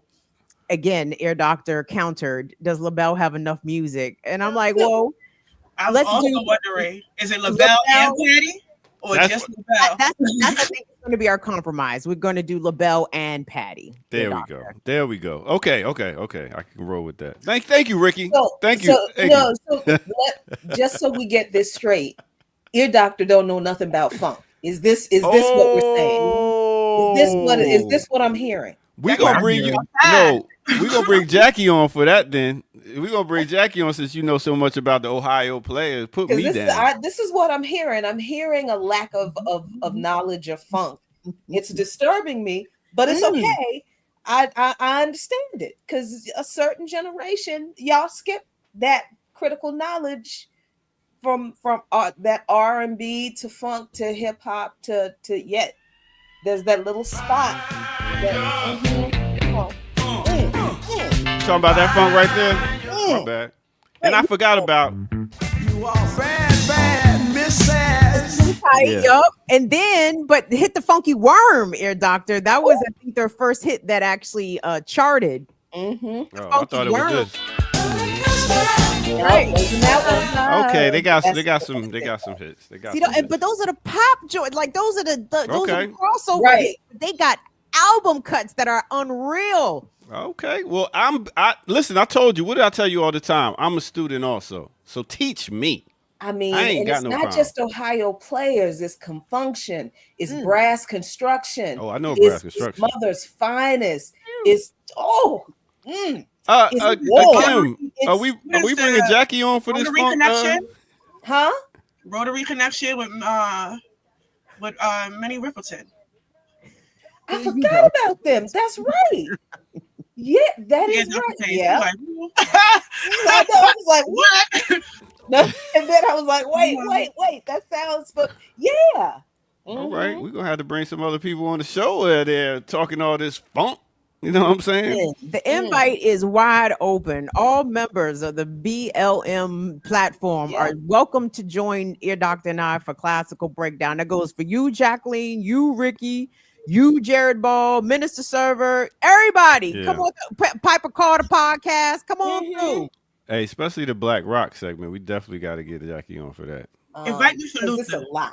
It's a lot. For you, which one, Ricky? For Luther. Luther? Yeah, Okay. big and small Luther. Yes, I agree. All I right, all agree. right. Luther deserves his own. Mhm. All right, we'll get to it. Let me go back here and start working on it. Nice. Ooh. Yeah, I have been digging deeper into newer metal with black artists, and I've been a little bit obsessed with Non-Point right now. Got some serious bangers. There are a couple of African punk bands a bunch of kids that are really fucking Oh cool. yes. Yeah, there's Zulu out of Nigeria, I think. Yes. Really, that just I've been disconnecting from the craziness that has been going on that is called life, and be like, you know what, let me rewire my brain to do what I've got to focus on after all this. So yeah, I've been kind of reconnecting with my metal roots, and it's been great. Rock music from the continent. You are speaking my language. Mm. Love These a group of kids did a punk cover of It's a Good Day. Ice Cube's It's a Good Day. And I'm just like, yo, that's pretty damn impressive, y'all. And it was very, very good. So yeah, I've been kind of using my love of music to kind of bring me back to some kind of center to face what is coming, because the work is not stopping. It ain't stopping. That's why I don't let Kendrick play in my car, because I don't need those kind of negative vibes. We don't need this while I'm driving. We don't need this. Yeah, this struggle, this work is hard enough. We got to fight on every front. We got to fight in front, behind. We got enemies to the left, to the right. I need to get in my car and be, because everybody who has ridden with me at this point has figured out you don't know what you're gonna hear when you get in her car. So just don't look surprised. Or whatever it is you hear, don't look surprised.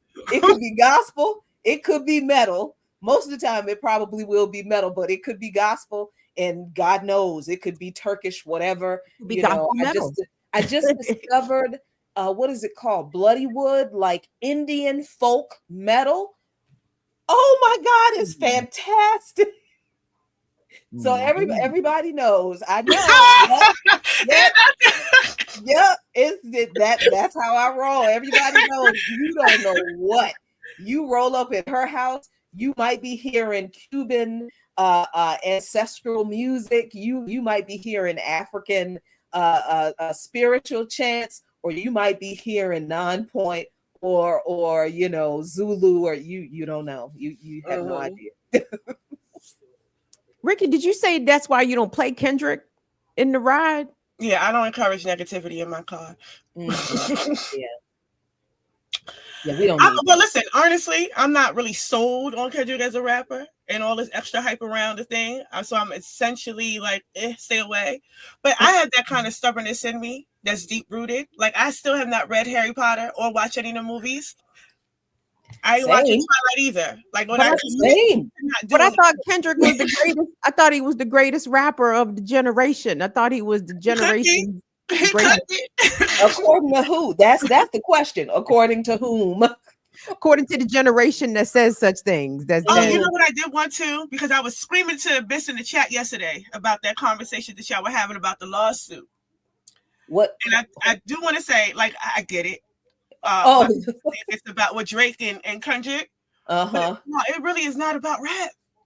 If y'all recall, Drake is one of, I think, the top paid artist in UMG, right? He negotiated to get paid out the ass. And Drake also has a lot of investment in the music industry. The music industry in itself is depleting, because there's a coalition happening with tech and in the music industry. So we see that Amazon is involved and YouTube is involved. We've seen that kind of occurring with Leo Cohen and why he took Young Thug under his wings and all of that. That was the sort of transition of that coalescing.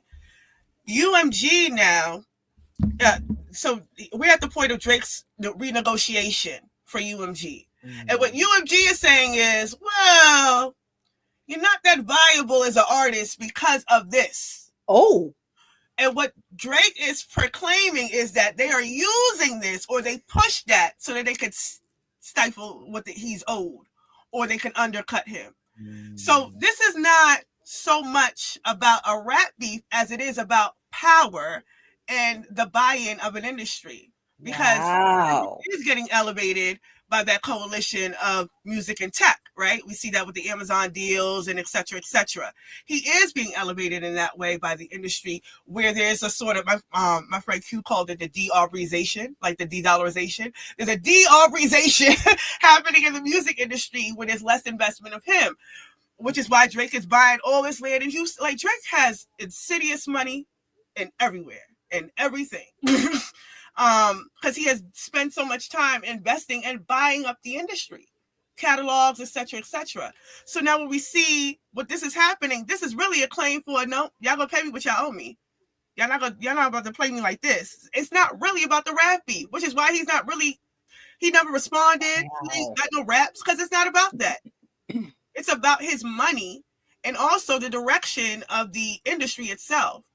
It's not about, because there's no more, you remember the Saweetie deals and everybody was doing all these brandings with corporations. Mm-hmm. That has phased out because corporations and tech are buying into the branding of the individual.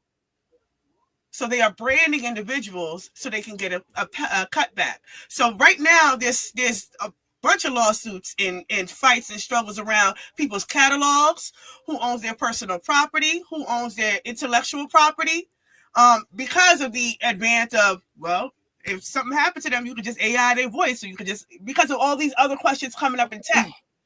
So these are a lot of struggles. And so I feel like, obviously, it'd be easy to say Drake is a sore loser, and he probably is. I mean, he probably is. He's a sensitive Canadian. He probably is a sore loser. But this is not about rap per se. This is an industry thing that is occurring. So I do think there's a lot of forest for the trees type of conversations happening, because, I mean, people don't like Drake. You are very right, Ricky. Very right. And the fact that you can't even count your streaming, and the companies counting all the money in their pocket and the artist can't, is wow. I mean, so I'm listening to this and I'm like, man, this sounds very much like the battles that people like Little Richard had over control of his catalog, James Brown, Stevie Wonder, all of these artists that we heard about, Howlin' Wolf, all of these Black artists that we heard about having to fight these white promoters, the record labels, for control of their masters, of their content, for payment of their royalties. Why is this still an issue? This is a rhetorical question, so please, y'all in the chat, don't be like, Jackie don't know what. No, this is a rhetorical question, damn it. I'm asking for people who are maybe afraid to ask this question because they think this is a stupid question. I don't think it is. Why is this still an issue? Control of artists' work, their content, their material. Why is that still an issue in 2024? I thought we fought these battles and won, Ricky. Well, also look at Tidal, right? Now we're only now hearing about, I ain't never get paid, I ain't never get no money, only now. But when it was released, right, we were all supposed to jump on board because all of these celebrities had bought in. They had a particular amount of investment in this. And then we find out Jay-Z owns maybe like 0.2% of Tidal, maybe 1% of Tidal. It's not his.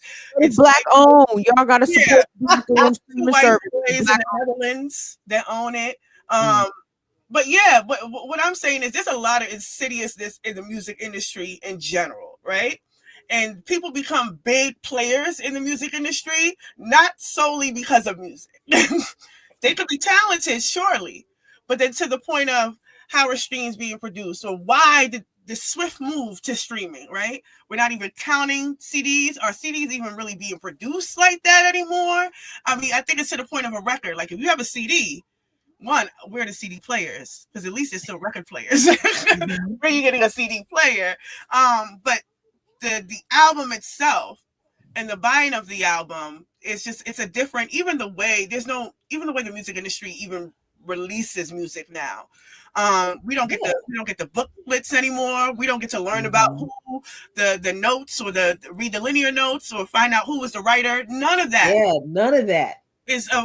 So I think there's a way that the music industry has transformed in the last 10 years that this lawsuit is highlighting more so than a rap beef. Wow. Nice. And the fact that these cats is out here now, like, yo, let me make music and support a brand or something like that, so I could get out there and make some extra money on the side, because they're not making no money in the music industry. Music industry is dead, so they're figuring out ways to pretty much promote them doing other brands in their music, and that's controlling what music is. It's all the same shit. It's talking about the same shit every other song and promoting brands. And that's about also, it's not even about Drake's timing. The timing is because the contract is up for renegotiation now. And so it's not so much like he's timing this as the release of the album. This is just all happening at the same time. So he's been in negotiations back and forth, and UMG is saying, well, you're not selling. I don't know if we should be paying you that much. And then Drake's about to get on. No, Kendrick's about to get on the big stage for the Super Bowl and do a song calling Drake a pedophile. A pedophile. A pedophile. So that's a whole nother thing. Like, y'all about to let this nigga get on the stage and call me a pedophile? No way. I bet you the song gets abbreviated and cut. I bet you all the spicy parts of Not Like Us, do not expect to hear them. That's not this that they're gonna tell him you can't say that. You're gonna skip right over that verse. Jay-Z will tell him. And that's why we can thank Jay-Z and his chess moves for giving us a Kendrick Super Bowl. We can definitely look at the power moves Jay-Z made for us, y'all, for our liberation. Don't you feel freer? I don't, because I don't know none of Kendrick's music. Like, I literally do not know any of his songs. And I hear the younger folks on social media, oh, Kendrick's probably going to do this song, this song, this song. I'm like, I don't know any of those songs. Like, I'm not that familiar with his music. Look at you, blessed and highly flavored. Like, see, and none of it affected you. Yeah, I'll look at it. I'm glad he didn't have Lil Wayne do it, because I was just thinking, like, cuz you're gonna sing "Lick Me Like a Lollipop" in front of a bunch of kids. You acting like he don't got a discography though. You acting like this man don't got. I mean, albums. When you think about Lollipop, he's like the James Brown of hip hop. You can hardly understand what he's saying, like, most of the time. Doctor, really? What? I don't know about this, Wayne man. Mama mixtape Wayne. Yeah, mixtape. But what are you gonna do of it? Okay, we got Go DJ. You got Go DJ. Bling Bling. Which one? Bling Bling. That's cash money. Cash money. It doesn't matter, but did he not Go create? DJ, Right. Mr. Officer. I mean, we could just, and that's just called it two. I mean, go to the third one. I just seen the recent Lil Wayne's performances, and I could hardly understand what the hell he was saying. That's so I get it. And the fact that your boy Kendrick got a song with Taylor Swift, whose boyfriend is most likely going to be in the Super Bowl, it makes sense. I can't take any more of him. Please, no more Travis Kelce. Can we please put a moratorium on Travis fucking Kelce right now? Hey, they bring in them ratings. As soon as they flip the camera over to Taylor, everybody's like, Taylor. See, he got his white woman. He don't even get a shape up no more. You know what I'm saying? You look real redneck now, boy. That ain't take nothing, didn't it? He look real redneck. Like he went home. Ain't got no average white. This redneck white. Like he just jumped the whole shit. He went home. He ran home. Like, please, Taylor, save me from these negresses. That boy ain't been fed right since. Word. What do you guys think? Y'all girl Beyonce is gonna be performing halftime of a Christmas Day NFL game on Netflix. I said, wow, look at Jay-Z trying to distract us from the fact his homeboy is locked up in federal prison. I mean, the fact that Netflix better get they buffering shit right after that fight. I mean, they trying to do a football game? Come on. I mean, but why Beyonce halftime at the Christmas game though? Like, to me, it's just very strange. I'm like, wow, that's weird. trying to add some new stuff to it. All right, I get it.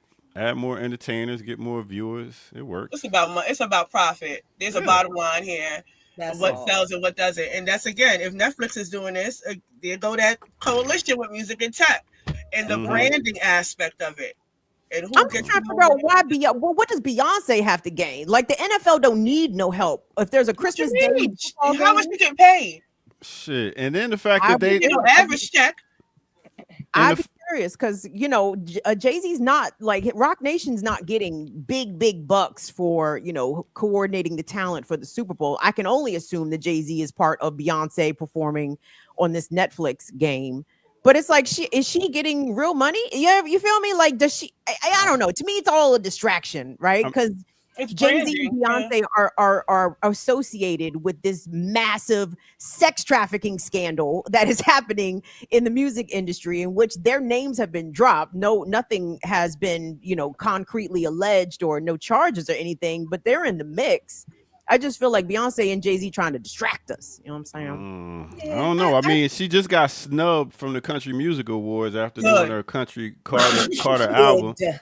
What? We're not Come gonna on, pretend man. it's a country album, okay? Give K Come on. Michelle her motherfucking Big up. flowers. K Michelle is a country artist. Wait a Okay, minute. Yeah, well, Beyonce it's well, cosplaying.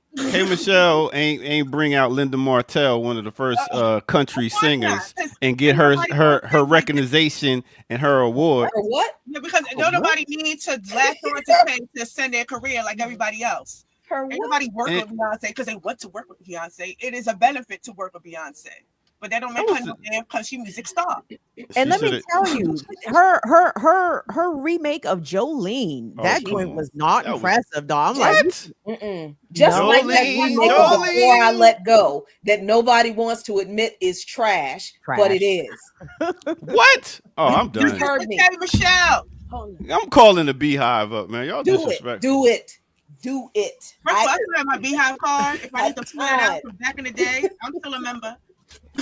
Yeah, man, that's disrespectful, man. She had a whole dance to it, brought it back, made people want to go listen to the whole Frankie Beverly and And then Maze, who what didn't happened? even know about Frankie Beverly and Maze, and listen to it. Now you can go listen to Linda Martell. Oh my goodness, Who ain't first know black about Frankie country singer. She's Everybody- putting people on. You remember how we was always Everybody like, damn. knew Who ain't know about Frankie Beverly and Maze? No, not these younger generation. They Taylor did. They went to a You a cookout. lie. They They did. ain't never been to a cookout.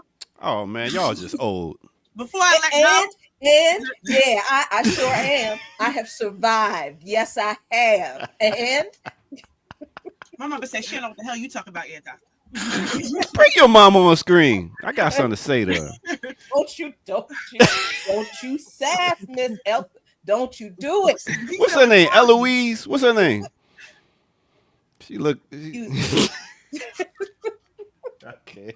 doctor, Yes, ma'am. you keep talking spicy to people's mothers out here. You better watch yourself. Hey, we can bring on Miss Brown on down.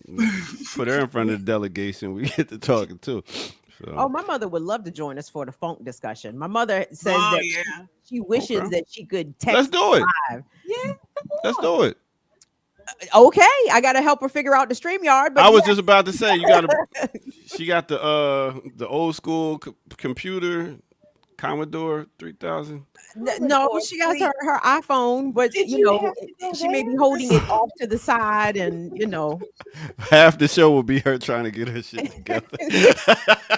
that's what I'm saying. So if I gave her some tech assistance, yes, my mother would absolutely love to participate in a funk discussion with us on Okay. Classical All Breakdown. right. Well, let's get it together. With that said, we are about to wrap this show up. What we got coming up, ladies? Jackie, tell us what you got coming on.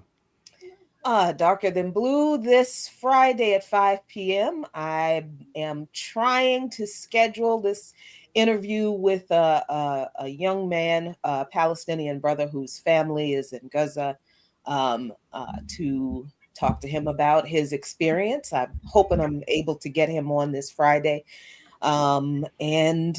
That's, yeah, I don't know other than that because I'm really just trying to not do a whole lot of extra work the rest of this year because I am tired. I am worn all right. out.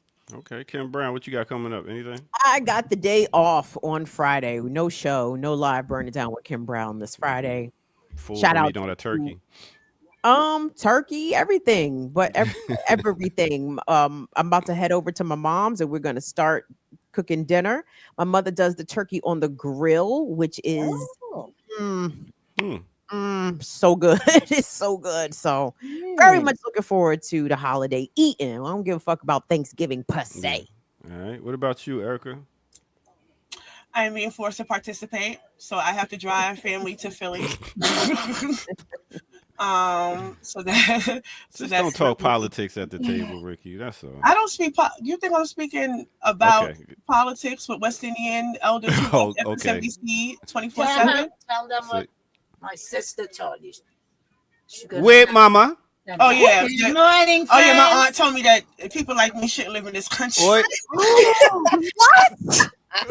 You Where you are chat about Queen? Imagine. Because Imagine she just doesn't getting give them a citizenship and break, threatening guys. mine. She doesn't give them a break. Oh, Ricky don't give the relatives a break, so they No. told her that she I shouldn't don't be in give the her a country. break because she's Mama, you gonna cook some roti skins or what? Oh no. I'm not so good at the roti stand that I can make you some curry goat. What? Me not Whoa. eat no curry goat. No. Curry chicken. he don't eat. No, me not eat You no don't good. eat meat. Don't make. I'll make Listen. you curry potato. Oh, look at the time. Oh, with some China? With some China? Oh, it's Just time. with the channel. Oh, please. You go. What? With some escabeche fish? If you want. Yes. I can do that. What is happening right I now? don't know. Nah, you chop. Yeah. Look, but one time we don't want to end early though, right? Because he getting Right. I'm trying You to. know I'm trying to snap my finger like the You Caribbeans notice do. he ain't said nothing about the time. Nothing. Oh, we out of here. Oh, green. Thank y'all for tuning in. Wait. Let me vouch for Mama Ricky's cooking because she made the curry crab change my life. Absolutely changed my life. I said, because it was so Mama Ricky, I'm from Maryland. I thought you only put Old Bay on crabs, right? America told me. And then you put all this curry. I said, this is delicious. I said, yes. Thank you, Jesus. Thank you so much for that curry crab. It was amazing. So let me vouch. I can vouch. Listen to them Yankee girl talk. All right, we out of here. Yankee girl, you know nothing. The nerve. You got nerve. Yo, thank y'all for tuning in to a beautiful Remix Morning Show. I hope y'all have a good family and friends day tomorrow. Get together and have a great time. With that said, we'll catch y'all back here Friday morning, 8 a.m. right here on the Remix Morning Show. Damn, I ain't got nothing queued up. I'll do. We out of here, y'all. Peace. Yeah.